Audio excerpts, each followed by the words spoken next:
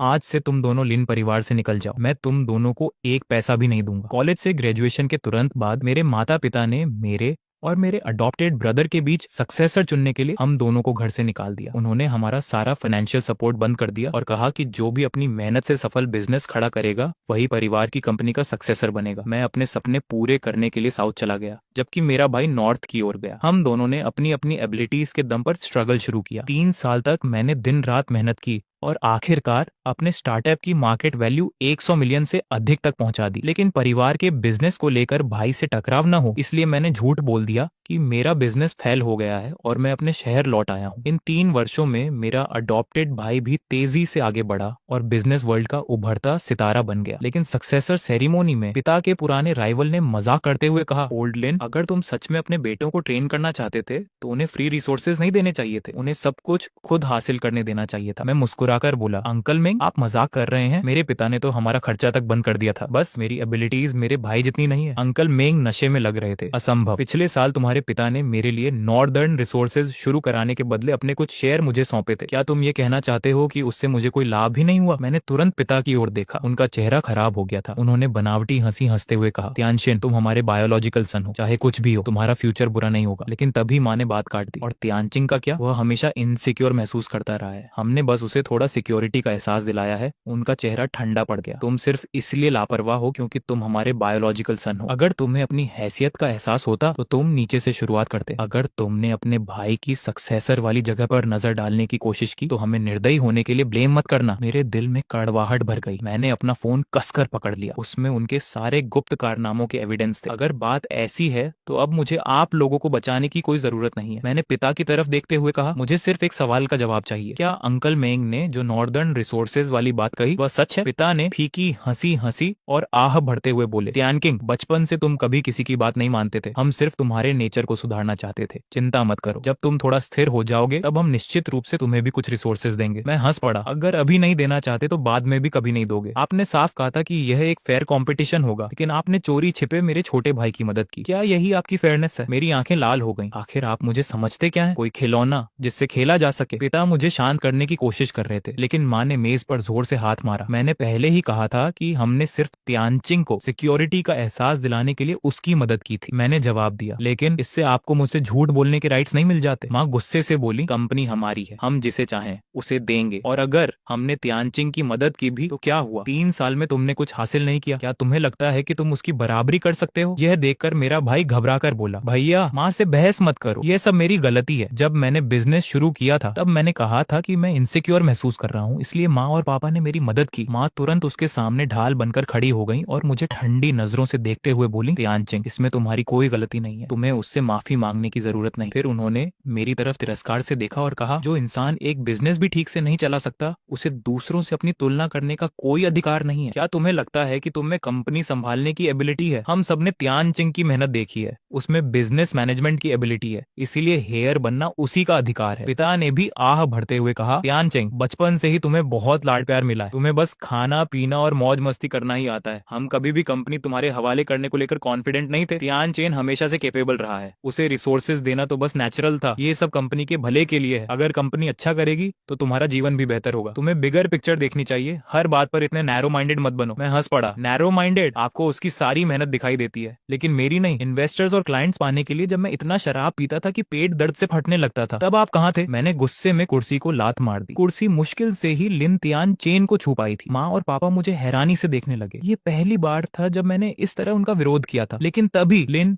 त्यानचेन अचानक जमीन पर गिर पड़ा और दर्द से चिल्लाने लगा, आह मेरी टांग। भैया आप सही हैं मुझे मारने के लिए, मैं तो सिर्फ एक अडॉप्टेड बेटा हूँ, मुझे आपकी सक्सेसर वाली जगह नहीं लेनी चाहिए थी, मुझे सक्सेसर नहीं बनना, कृपया मुझे और मत चोट पहुंचाइए। ये देखकर पिता का चेहरा गुस्से से भर गया। बचपन में भी तुम त्यानचेन को बहुत सताते थे, अब समझ आया कि हमारा फैसला बिल्कुल सही था, वरना अगर तुम सक्सेसर बन जाते तो एक दिन उसे मार ही डालते। माँ घबराकर मेरे भाई की पैंट ऊपर करने लगी। वहाँ केवल एक छोटी सी खरोंच थी, लेकिन फिर भी उन्होंने मुझे घूरते हुए कहा, अगर त्यानचेन को कुछ भी हुआ तो कभी भी लिन परिवार में वापस मत आना और सक्सेसर बनने का सपना भी भूल जाओ। उन्हें तियानचेन की इस तरह रक्षा करते देखकर मेरा दिल पूरी तरह ठंडा पड़ गया। मैंने कड़वी मुस्कान के साथ कहा, अगर बात ऐसी है तो आज से हमारा रिश्ता खत्म। सक्सेसर की बात तो छोड़िए, अब मुझे पूरी लिन कॉर्पोरेशन में भी कोई दिलचस्पी नहीं है। इतना कहकर मैं प्राइवेट रूम से बाहर निकल गया, लेकिन जैसे ही मैंने दरवाजा जोर से बंद किया मुझे अंकल मेंग की आवाज सुनाई दी। ओल्ड लिन, इसका मुझसे कोई लेना देना नहीं है। तुम ही चाहते थे कि इस मौके का इस्तेमाल करके तियानचिंग को दबाया जाए ताकि तियानचेन आसानी से लिन परिवार का सक्सेसर बन सके, इसीलिए तुमने मुझसे वे बातें कहलवाई थी। पिता ने आह भरते हुए कहा, काश मुझे पता होता कि वह इतनी हार्श रिस्पॉन्स देगा तो मैं ऐसा नहीं करता। मैं चलते चलते रुक गया। मेरे दिल में अब भी उम्मीद की एक छोटी सी किरण बाकी थी कि शायद उन्हें मेरे लिए थोड़ी चिंता हो, लेकिन उनके अगले शब्दों ने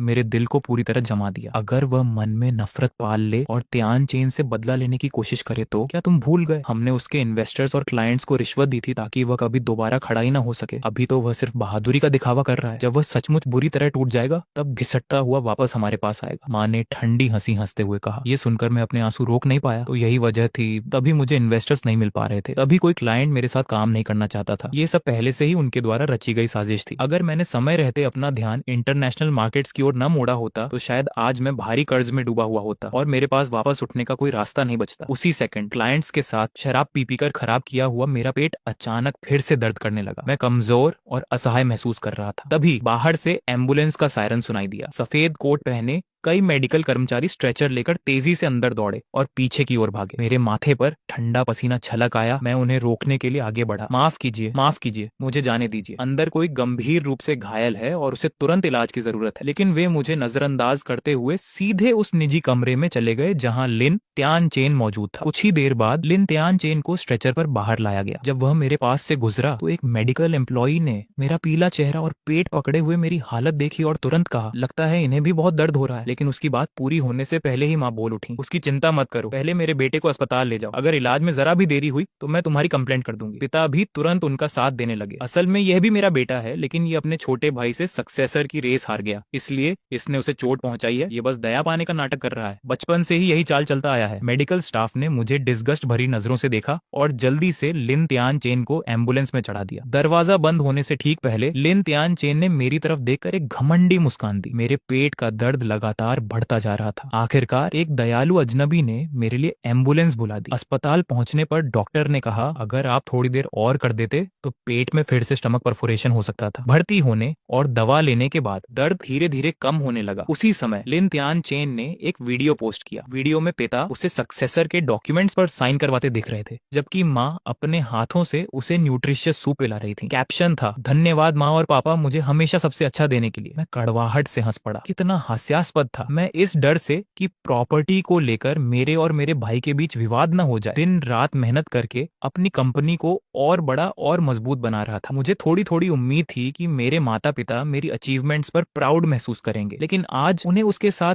ऐसा बिहेवियर करते देखकर मुझे एहसास हुआ कि मैं कितना मूर्ख था। उन्होंने मुझे कभी अपना बेटा माना ही नहीं। बचपन से ही जब भी लिन तियानचेन किसी चीज की इच्छा करता वे हमेशा मुझे उसे दे देने के लिए मजबूर करते थे। वह जो भी कहता वे बिना किसी शक के उस पर विश्वास कर लेते थे, जबकि उनकी नजरों में मैं सिर्फ एक निकम्मा, बेकार और अय्याश लड़का था। शायद उनकी नजर में मेरी कीमत एक कुत्ते से भी कम थी। तभी मेरे सबोर्डिनेट का मैसेज आया, बॉस लिन कॉर्पोरेशन के टैक्स मामले के बारे में कहा जा रहा है कि इस बार उन्होंने भारी टैक्स चोरी की है और अगले 2 दिनों में सख्त ऑडिट होने वाला है। हमें तुरंत 20 मिलियन युआन की व्यवस्था करनी होगी, वरना बड़ी समस्या खड़ी हो जाएगी। मैंने सिर हिलाते हुए जवाब दिया, जरूरत नहीं है, वह 20 मिलियन नए प्रोजेक्ट में इन्वेस्ट कर दो। लिन परिवार का सक्सेसर अब तय हो चुका है। मेरा वहाँ कोई अधिकार या हैसियत नहीं बची। अस्पताल से डिस्चार्ज होने के बाद मेरा इरादा सीधे साउथ लौटने का था, लेकिन अचानक ट्रेन सर्विसेज टेम्पोरेरीली बंद हो गई। अनाउंसमेंट हुई कि 1 सप्ताह तक ट्रेनें नहीं चलेंगी। मेरे पास करने को कुछ नहीं था, इसीलिए मैं लिन कॉर्पोरेशन पहुंच गया। स्टार्टअप के शुरुआती दौर में मैंने चुपचाप कई करोड़ युआन का एक बड़ी बिजनेस डील के लिए लिन कॉर्पोरेशन के नाम पर ट्रांसफर कर दी था। मेरा इरादा बाद में उन्हें यह बताकर एक बड़ा सरप्राइज देने का था, लेकिन अब लगता है कि उस सरप्राइज की कोई जरूरत नहीं रही। लिन कॉर्पोरेशन में सेल्स और फाइनेंस डिपार्टमेंट पूरी तरह अलग अलग काम करते थे। फाइनेंस डिपार्टमेंट यही समझता कि वह डील सेल्स टीम ने हासिल की है। अब मैं वे बिजनेस डील वापस लेना चाहता था, इसलिए सबसे पहले मुझे उसकी इनकम और करंट सिचुएशन को वेरीफाई करना था। लेकिन जैसे ही मैं कंपनी के अंदर दाखिल हुआ मेरी मुलाकात अचानक लिन तियानचेन से हो गई। वह मेरे पास आया और व्यंग्य भरे लहजे में बोला, भैया माँ और पापा कह रहे थे कि अब आपके पास जाने के लिए कोई जगह नहीं है, इसलिए आप जरूर कंपनी में आएंगे। मुझे उम्मीद नहीं थी कि आप सच में आ जाओगे। अब उसने पूरी तरह अपना असली चेहरा दिखा दिया था। मुझे अब किसी सो कॉल्ड ब्रदरहुड के रिश्ते निभाने की जरूरत नहीं थी। मैंने शांत स्वर में कहा, लिन कॉर्पोरेशन का भविष्य का सीईओ बनने के लिए तुमने सचमुच बहुत मेहनत की है। वह नाक सिकोड़कर हंसा। और क्या करता, बचपन से ही तुम हर चीज में मुझसे बेहतर रहे हो। अगर मैं कुछ चाले न चलता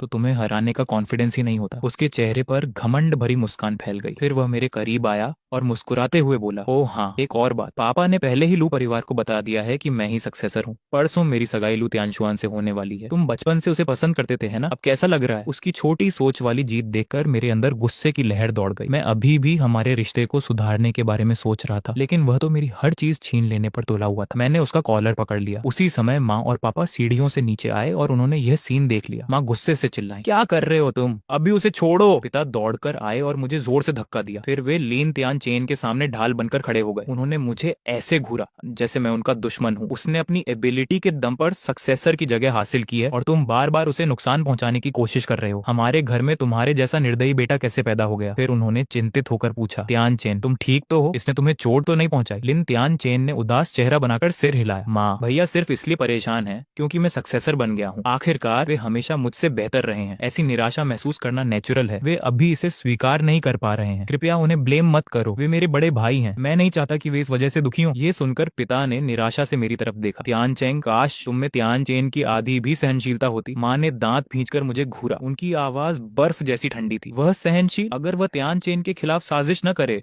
तो वही किसी मिरेकल से कम नहीं होगा। फिर उन्होंने उंगली दिखाते हुए कहा, बेहतर होगा कि तुम अपने बिहेवियर पर विचार करो, वरना मुझे तुम्हें अपना बेटा मानने से इनकार करने के लिए ब्लेम मत करना। इतना कहकर उन्होंने मेरी तरफ दोबारा देखने की भी जहमत नहीं उठाई। वह लिन त्यान चेन को लेकर चली गई। जाते जाते मैं उन्हें उसे मनाते हुए सुन सकता था। त्यान चेन, तुम्हें पालतू जानवर पसंद है ना? माँ ने तुम्हारे लिए एक प्यारा सा बिल्ली का बच्चा खरीदा है। पिता ने मेरी तरफ देखा, भारी आह भरी, सिर हिलाया और उनके पीछे चले गए। मैं ठंडी नजरों से उन्हें तब तक देखता रहा जब तक वे मेरी नजरों से ओझल नहीं हो गए। तभी मैंने नजरें फेर ली। कंपनी का वर्क रूटीन उस दिन के लिए बंद हो चुका था। मैंने काफी देर तक खोजबीन की और आखिरकार उस प्रोजेक्ट की पूरी जानकारी निकाल ली। लेकिन इसी दौरान मुझे एक चौंकाने वाली बात पता चली। एक साल पहले माँ और पापा ने लिन त्यान चेन का मन बहलाने के लिए कंपनी के पैसे निकालकर उसके लिए एक आलीशान यॉट खरीद दिया था। बाद में जब उसका मन भर गया तो उसने उस जहाज को बेच भी दिया। लेकिन इस पूरे लेन देन को कंपनी के रिकॉर्ड में छिपा दिया गया था। मैंने और गहराई से जांच की तो ऐसे कई और मामले सामने आए। इन सब में न जाने कितनी टैक्स चोरी की गई थी। पिछले साल एक दोस्त ने मुझे बताया था कि लिन ग्रुप टैक्स चोरी कर रहा है। तब मैंने बहुत बड़ी कीमत चुकाकर उनकी कमियों को छिपाने में मदद की थी। लेकिन इस बार मैं उनके लिए फिर से ऐसा जोखिम नहीं उठाने वाला था। ट्रेन सर्विस शुरू होने में अभी कुछ दिन बाकी थे, इसलिए मैंने एक होटल में कमरा ले लिया। अगली शाम न जाने कैसे मेरे माता पिता को मेरे ठिकाने का पता चल गया। जैसे ही मैं बाहर निकला उन्होंने मुझे रोक लिया। मुझे देखते ही माँ ने तिरस्कार भरी मुस्कान के साथ कहा, क्या तुम्हें लगा था कि तुम ज्यादा दिन छिपे रह पाओगे? ऐसी घटिया जगह में रह रहे हो। तुम्हें परिवार की इज्जत की बिल्कुल परवाह नहीं है क्या? या फिर अब तुम्हें इसकी आदत पड़ गई है? हमारे सहारे के बिना तुम बस ऐसे सस्ते होटल में ही रह सकते हो। सच तो ये है कि तुम पूरी तरह असफल हो, एक निकम्मे इंसान जो सिर्फ परिवार पर निर्भर रह सकता है। मैंने उनकी बातों को अनसुना किया, मुड़ा और वहां से जाने लगा। लेकिन लिन त्यानशिन मेरे सामने आकर खड़ा हो गया। भैया, ऐसी कौन सी बात है जो बैठकर सुलझाई नहीं जा सकती? इस बार मैं ही माँ और पापा को आपके पास लेकर आया हूँ। मैं आपको कल मेरी और लू चांचान की सगाई में बुलाने आया हूँ। मैंने माँ और पापा से कह दिया है कि कंपनी के 1,000वें हिस्से के शेयर आपको दे दिए जाए। अब जिद छोड़िए और हमारे साथ घर चलिए। पिता ने सिर हिलाया और आह भरते हुए कहा, लिन त्यानशिन ने अपनी मर्जी से तुम्हें ये शेयर देने की बात कही है। इससे पता चलता है कि उसका दिल कितना बड़ा है। तुम्हें ऐसे समझदार और उदार भाई का आभारी होना चाहिए। मैंने ठंडे स्वर में कहा, 1,000वां हिस्सा? मुझे उसकी कोई जरूरत नहीं है। मैंने बेरुखी से लिन त्यानशिन का हाथ झटक दिया। वह मानो पहले से तैयार बैठा था। तुरंत जमीन पर गिर पड़ा। उसके हाथ में हल्की सी चोट लग गई और खून निकलने लगा। यह देखते ही माँ गुस्से से चीख उठी। अगर कल त्यानशिन की सगाई न होती, अगर लिन परिवार की रेप्यूटेशन का सवाल न होता, तो क्या तुम्हें लगता है कि हम तुम्हें वापस घर लाने आते? बचपन से तुम लिन त्यानशिन को परेशान करते आए हो और अब हमारे सामने ही उस पर हाथ उठाने की हिम्मत कर रहे हो। हमें यहाँ आना ही नहीं चाहिए था। चूंकि तुम्हें यह मौका नहीं चाहिए तो मत लो। मैं देखना चाहती हूँ कि हमारी मदद और देखभाल के बिना तुम कितने दिन टिक पाते हो। उनकी बातें सुनकर मुझे बेहद हास्यास्पद लगा। मैं हंसते हुए बोला, क्या आपको अपनी बात खुद हास्यास्पद नहीं लगती? बचपन से लेकर आज तक आप दोनों में से किसने कभी मुझे लिन त्यानशिन को सताते हुए देखा है? हर बार वह सिर्फ एक शिकायत शिकायत कर देता था और आप बिना किसी जांच पड़ताल के मुझे सजा दे देते थे। इस बार उसे सक्सेसर बनाने के लिए आपने 3 साल तक मुझसे झूठ बोला, मेरी सारी मेहनत और अचीवमेंट्स को नकार दिया। क्या यही आपका सपोर्ट कहलाता है? चुप रहो। माँ ने गुस्से में हाथ उठाया और मुझे थप्पड़ मारने की कोशिश की, लेकिन इस बार मैंने उनका हाथ पकड़ लिया और उन्हें पीछे धकेल दिया। यह देखकर लिन त्यानशिन तुरंत आगे बढ़ा और उन्हें संभाल लिया। फिर आंसू भरी आवाज में मेरी तरफ देखकर बोला, भैया, माँ ने आपको पालने पोसने में कितनी मेहनत की है, क्या आप उन्हें इसी तरह बदला देंगे? अभी माँ से माफी मांगिए। फिर वह माँ की ओर मुड़ा और बोला, माँ, भैया का ऐसा मतलब नहीं था, वह बस इस बात को स्वीकार नहीं कर पा रहे कि आपने कंपनी मुझे दे दी। आखिरकार मैं तो सिर्फ एक गोद लिया हुआ बेटा हूँ, शायद सक्सेसर भैया को ही बना देना चाहिए। लेकिन माँ ने उसे रोक दिया और कठोर चेहरे के साथ बोली, त्यानशिन, तुम्हें उसके लिए बहाने बनाने की जरूरत नहीं है। वह एक एहसान फरामोश सांप के अलावा कुछ नहीं। अगर मुझे पहले पता होता कि वह ऐसा निकलेगा तो उस समय उसे बाहर ठंड में मरने के लिए छोड़ देती। पिता भी गंभीर चेहरे के साथ आगे बढ़े, त्यानशिन, आज तुमने हद पार कर दी। तुम्हें माँ को इस तरह दुखी नहीं करना चाहिए था और तुम्हें त्यानशिन के साथ भी ऐसा व्यवहार नहीं करना चाहिए था। तुम्हें उन दोनों से माफी मांगनी होगी। ऐसा करो, कल त्यानशिन की सगाई में कोई अच्छा सा गिफ्ट लेकर आना, सबके सामने उससे माफी मांग लेना, फिर यह मामला यहीं खत्म हो जाएगा। उनकी बातें सुनकर मैंने सिर झुका लिया और इतनी जोर से हंसने लगा कि मेरा पूरा शरीर कांपने लगा। वाकई आप लोग एक आदर्श परिवार हैं। ये सुनकर पिता ने सिर हिलाया। परिवार में तुम भी शामिल हो। कल जब तुम आओगे तब हम सब मिलकर त्यानशिन की खुशियां देखेंगे। मैंने अपनी फीलिंग्स को काबू में करने की पूरी कोशिश की। खुद को शांत करते हुए मैंने सिर उठाया और जबरन मुस्कुराया। ठीक है, मैं कल आऊंगा। कुछ हिसाब किताब अब चुकता करने ही होंगे। उन्हें कार में बैठकर जाते हुए देखकर मेरे होठों पर हल्की मुस्कान उभर आई। फिर मैंने एक टैक्सी ली और सीधे लू कॉर्पोरेशन की ओर निकल गया। अगले दिन शहर का सबसे बड़ा होटल रोशनी और डेकोरेशन से जगमगा रहा था। चारों तरफ उत्साह का माहौल था। लिन और लू परिवारों के बीच होने वाला ये मैरिज अलायंस पूरे शहर की चर्चा का टॉपिक बना हुआ था। सोशल मीडिया की हर ट्रेंडिंग सूची में इसी की चर्चा थी। बिजनेस वर्ल्ड की कई बड़ी हस्तियां इस समारोह में शामिल होने पहुंची थी। होटल के अंदर लिन त्यानशिन गर्व से भरा हुआ था और सबकी प्रशंसा का आनंद ले रहा था। माँ की आंखें भावुक होकर लाल हो गईं। बस मैं त्यानशिन को खुश देख लूं, मेरे लिए यही काफी है। पिता ने भी सेटिस्फाइड होकर सांस लेते हुए कहा, त्यानशिन जैसा बेटा होना मेरे लिए प्राउड की बात है। फिर अचानक उन्होंने भौहें सिकोड़ ली। सेरेमोनी शुरू होने वाला है, वह लड़का अभी तक क्यों नहीं आया? माँ बोली, शायद मैं उसे फोन करके पूछूं। लेकिन अगले ही पल उनकी आंखों में घृणा झलक उठी। छोड़ो भी, वह कहीं बाहर मौज मस्ती कर रहा होगा। उस जैसे बेटे का होना हमारे लिए सिर्फ शर्म की बात है। अगर आज भी वह नहीं आया तो मैं उससे सारे रिश्ते तोड़ दूंगी। लेकिन जैसे ही उनकी बात खत्म हुई, कंपनी का एक कर्मचारी घबराया हुआ अंदर भागता आया। मिस्टर लेन, बड़ी समस्या हो गई है। सब लोग चौंक कर उसकी ओर देखने लगे। अभी अभी इंस्पेक्शन डिपार्टमेंट की गाड़ियां कंपनी के गेट पर पहुंची हैं। उनका कहना है कि हमारी कंपनी में सीरियस इरेगुलरिटीज पाई गई हैं। वे चाहते हैं कि आप तुरंत जाकर इन्वेस्टिगेशन में सहयोग करें। यह सुनकर माँ और पिता दोनों स्तब्ध रह गए। लिन त्यानशिन ने कर्मचारी का कॉलर पकड़ लिया। तुमने अभी क्या कहा? कर्मचारी घबराते हुए बोला, यंग मास्टर लिन, मेरा मतलब है कि टैक्स डिपार्टमेंट की इन्वेस्टिगेशन टीम पहले ही कंपनी पहुंच चुकी है। उनका कहना है कि हमारी कंपनी ने कई बार टैक्स चोरी की है और वे चाहते हैं कि आप तुरंत जांच में सहयोग करें। अगर हम सहयोग नहीं करते तो वे लोगों को गिरफ्तार करने यहाँ भी आ सकते हैं। और इस बार तो उनके सीनियर ऑफिसर भी साथ आए हैं। उनकी बातों से लग रहा है कि मामला बहुत गंभीर है, यहाँ तक कि जेल भी हो सकती है। यह सुनते ही पिता का चेहरा सफेद पड़ गया। यह कैसे हो सकता है? हमारी कंपनी हमेशा नियमों के अनुसार काम करती आई है, ऐसा आखिर हुआ कैसे? कुछ पल सोचने के बाद उन्होंने कहा, जब तक कि कंपनी के अंदर किसी ने गुप्त रूप से धन का घपला न किया हो। जैसे ही उन्होंने यह कहा, माँ के चेहरे पर गिल्ट की एक झलक दिखाई दी। पिता इतने वर्षों तक बिजनेस वर्ल्ड में टिके नहीं थे कि इतनी छोटी बात न समझ पाते। माँ के चेहरे का भाव बदलते ही उन्हें सब समझ आ गया। वेन्या, तुम्हें कुछ पता है ना? माँ ने उनका हाथ पकड़ लिया और जबरन मुस्कुराते हुए बोली, आप जानते ही हैं कि त्यानशिन हमेशा खुद को असुरक्षित महसूस करता रहा है। क्या आपको याद है 2 साल पहले वह गंभीर रूप से बीमार पड़ गया था? उसे खुश करने के लिए मैंने कंपनी के खाते से कुछ लाख युआन निकालकर उसके लिए कुछ उपहार खरीद दिए थे। पिता ने भौहें चढ़ा ली। तुमने मुझे उस समय क्यों नहीं बताया? और आखिर खरीदा क्या था? माँ ने धीमे स्वर में कहा, मुझे डर था कि आप मना कर देंगे। मैंने बस त्यानशिन के लिए एक नया गेमिंग कंसोल खरीदा था। बाद में उसे वह पसंद नहीं आया तो मैंने उसे कम कीमत पर बेच दिया। मुझे लगा कि कंपनी के लिए वह रकम कोई बड़ी बात नहीं है, इसलिए मैंने ज्यादा ध्यान नहीं दिया। कंसोल बेचकर जो पैसे मिले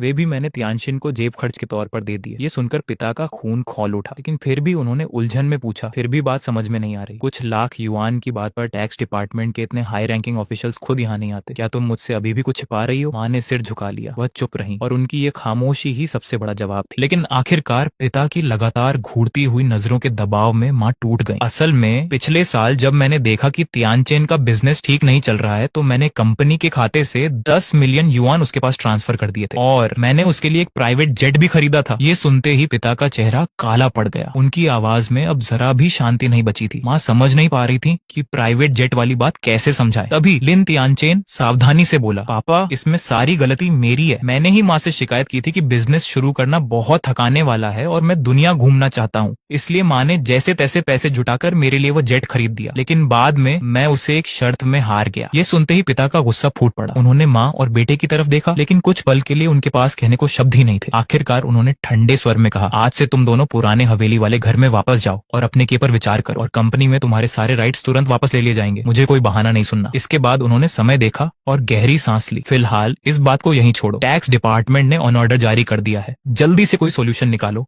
नहीं तो हम सब अंदर चले जाएंगे। इसके बाद उन्होंने लू ग्रुप के लीडर और लू चानशान के पिता को फोन लगाया। ओल्ड फ्रेंड, चानशान रास्ते में होगी ना, मुझे अफसोस है, लेकिन लगता है कि आज की सगाई की दावत रद्द करनी पड़ेगी। कंपनी में एक बड़ी समस्या आ गई है और मुझे उसे संभालना होगा। लेकिन उनकी बात खत्म होते ही फोन के दूसरी तरफ से एक शांत और व्यंग्य भरी आवाज आई, लिन जियानान, हमारी अभी सगाई भी नहीं हुई है। मुझे ओल्ड फ्रेंड कहना कुछ ज्यादा जल्दी नहीं हो गया? पिता चौंक गए। तुम्हारा क्या मतलब है? फोन पर मौजूद व्यक्ति ने जवाब दिया, मेरा मतलब ये है कि लू ग्रुप ने इस सगाई को रद्द करने का फैसला कर लिया है। मेरी बेटी लू चानशान अब तुम्हारे बेटे लिन तियानचेन से शादी नहीं करना चाहती। यह सुनते ही पिता के चेहरे पर गुस्सा छा गया। लू वान, तुम्हारी हिम्मत कैसे हुई ऐसा कहने की? क्या तुम्हें डर नहीं कि मैं लू ग्रुप की फंडिंग बंद कर दूंगा? फोन के दूसरी तरफ से ठंडी हंसी सुनाई दी। फंडिंग? मजाक मत करो। तुम्हारी तथाकथित फंडिंग का मतलब सिर्फ इतना था कि मैं अपनी बेटी को बेच दूं। अगर तियानचिंग ना होता तो मैं बहुत बड़ी गलती कर बैठता। पिता की आंखें फैल गईं। तियानचिंग, क्या वह तुम्हारे साथ है? लू वान ने ठंडे स्वर में कहा, यह तुम्हारा मामला नहीं है। तुम्हें बस इतना जानना चाहिए कि लू कॉर्पोरेशन को दोबारा उठने के लिए तुम्हारे साथ किसी मैरिज अलायंस की जरूरत नहीं है। अभी तुम्हें इस बात की चिंता करनी चाहिए कि टैक्स डिपार्टमेंट का सामना कैसे करोगे। इतना कहकर उन्होंने फोन काट दिया। अभी हुई बातचीत माँ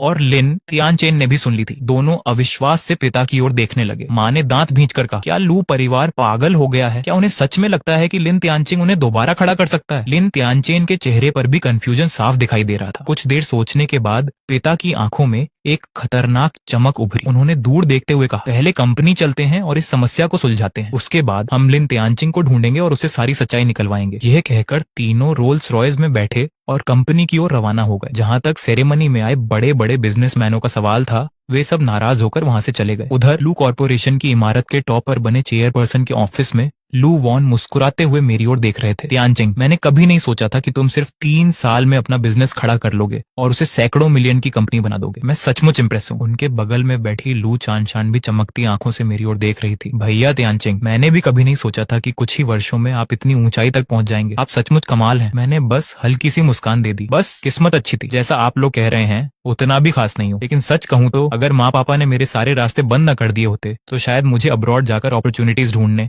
और सक्सेस पाने की मजबूरी ही न होती। लू वान हल्का सा मुस्कुराया। फिर भी तियानचिंग, हमें तुम्हारा धन्यवाद करना होगा। तुमने इस कठिन समय में लू कॉर्पोरेशन की मदद की। अगर फ्यूचर में तुम्हें कभी किसी चीज की जरूरत पड़े तो हम हर हाल में तुम्हारे साथ खड़े रहेंगे। मैंने सिर हिलाया। अंकल लू, आप बहुत दयालु हैं। बस एक बात का ध्यान रखिए, अब कभी चानर को किसी बिजनेस डील या सपोर्ट के बदले बार्गेनिंग का टूल मत बनाइए। उसे अपनी खुशी चुनने की पूरी आजादी दीजिए। जहाँ तक कॉन्ट्रैक्ट का सवाल है, मेरे लोग कुछ दिनों में आपको सौंप देंगे। फिलहाल मुझे कुछ और काम निपटाने हैं। मैंने साउथ लौटने के लिए ट्रेन की टिकट बुक कर ली है और जल्द ही निकलना होगा। मैं उठकर जाने ही वाला था कि पीछे से लू चांदर ने आवाज दी, भैया तियानचिंग। मैं रुक गया और मुड़कर उसकी ओर देखा। क्या हुआ? चांद का चेहरा हल्का सा लाल हो गया। उसने शर्माते हुए सिर झुका लिया। कुछ नहीं। उसे इस तरह देखकर लू वान जोर से हंस पड़े। तियानचिंग, मैं जानता हूँ कि बचपन से ही तुम्हें चांदर पसंद थी और मैं यह भी देख सकता हूँ कि चांदर के दिल में भी तुम्हारे लिए फीलिंग्स हैं। तो क्यों ना तुम उसे अपने साथ साउथ ले जाओ। पापा, आप कैसी बातें कर रहे हैं? चांदर ने झेंपते हुए अपने पिता को घूरा और फिर मेरी तरफ देखने लगी। भैया तियानचिंग, पापा की बातों पर ध्यान मत दीजिए।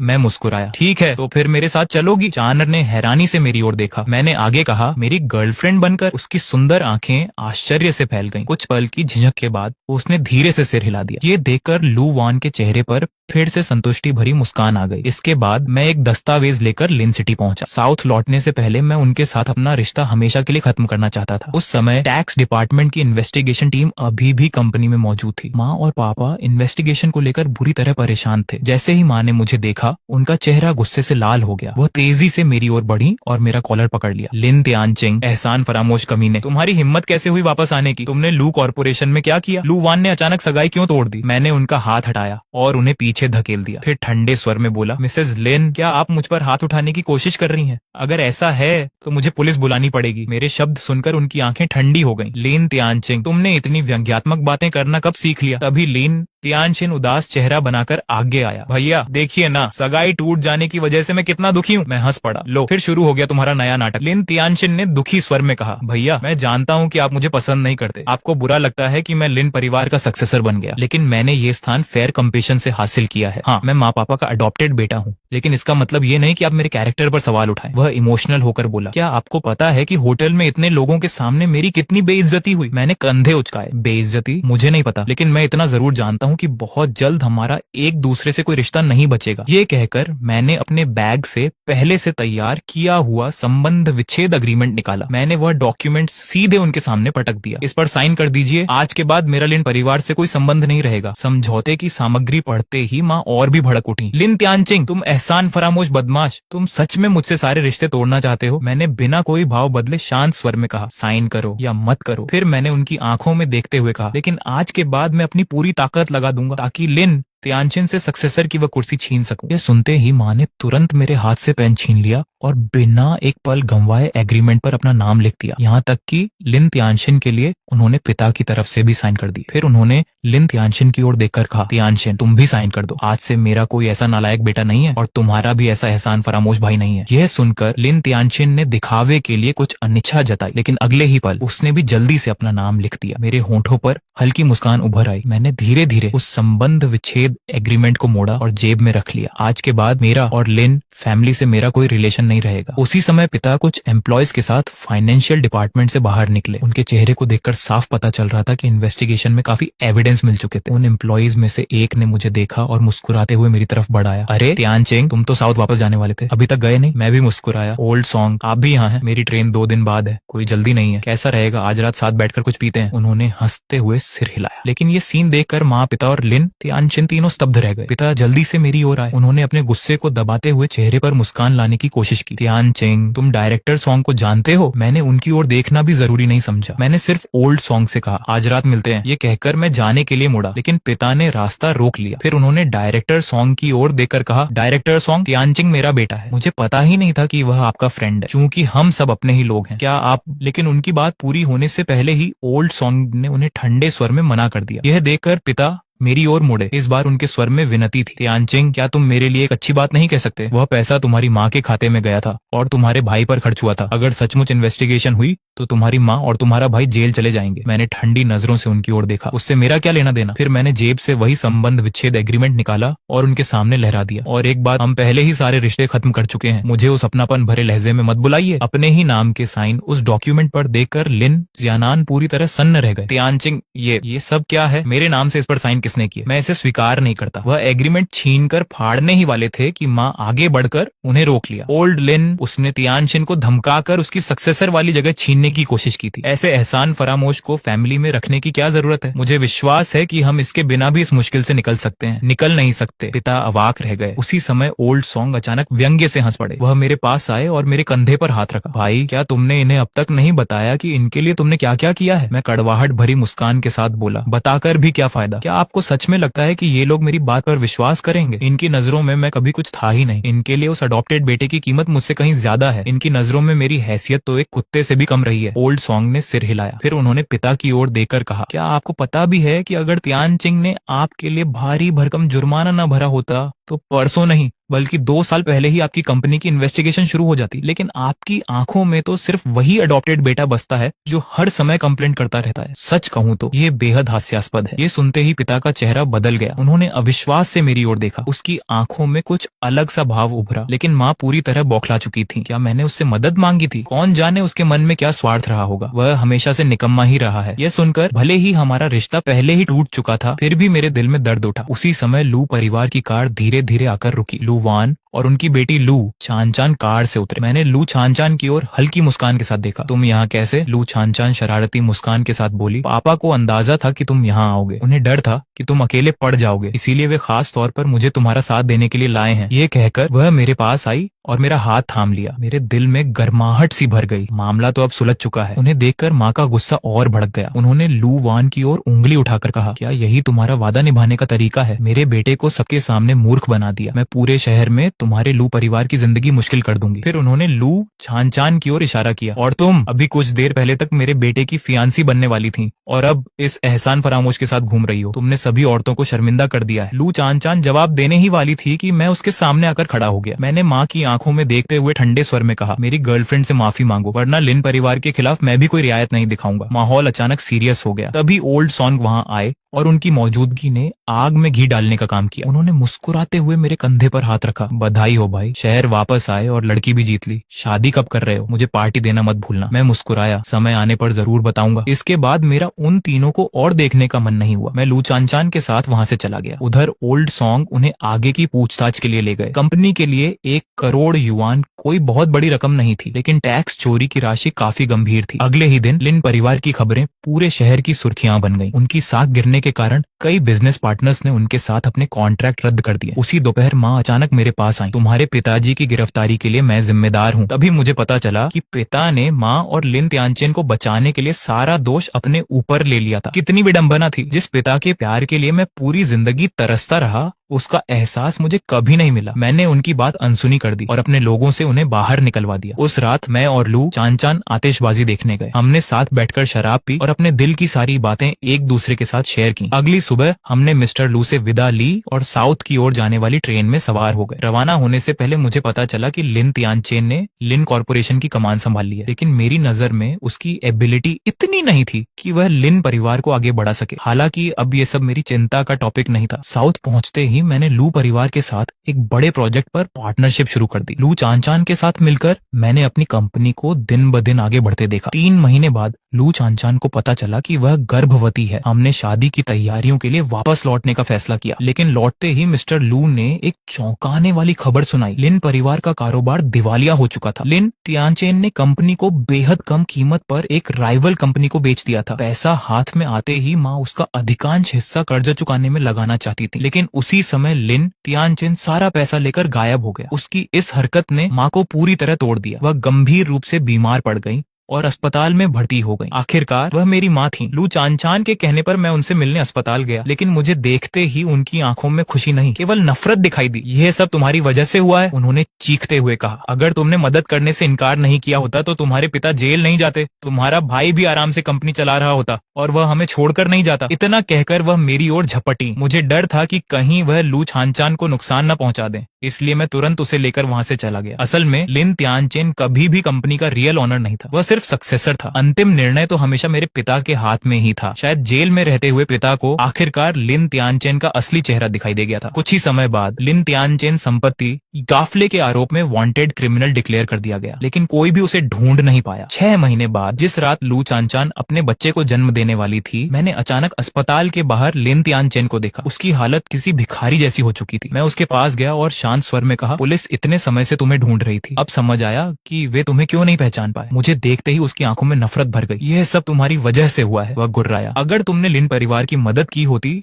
तो हमारा ये हाल कभी नहीं होता। सुना है तुम अब एक बड़ी लिस्टेड कंपनी के ओनर हो, लेकिन उससे क्या फर्क पड़ता है। वह तिरस्कार से हंसा। चाहे तुम कितने भी सफल हो जाओ, ये सच नहीं बदल सकता कि तुम्हारे अपने माता पिता ने तुम्हें ठुकरा दिया था। तुम हमेशा वही नाकाम बेटा रहोगे जिसे उसके माँ बाप ने कभी स्वीकार नहीं किया। उसकी बातें सुनकर मेरे भीतर कोई हलचल नहीं हुई। उसी समय दूर से पुलिस सायरनों की आवाज सुनाई देने लगी। मैंने उसकी ओर दोबारा देखने की भी जरूरत नहीं समझी। मैं मुड़ा और अस्पताल के भीतर चला गया, क्योंकि मेरी असली खुशी वही मेरा इंतजार कर रही थी।